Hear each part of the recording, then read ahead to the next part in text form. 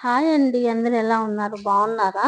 చూసారు కదా! శివయ్య అయితే ఎంత చక్కగా ఉన్నాడు. ఎంత అందంగా ఉన్నాడు. చాలా బాగున్నాడు కదా! అలాగే శివయ్యని దీపాలని కలిపి నేను మీషోలో ఆర్డర్ పెట్టుకున్నాను.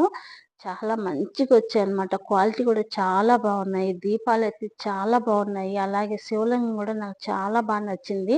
ఎందుకంటే నేను సోమవారం గాని, శనివారం గాని ఎంత పనున్న పూజ అయితే మాననన్నమాట. నాకంత ఇష్టము.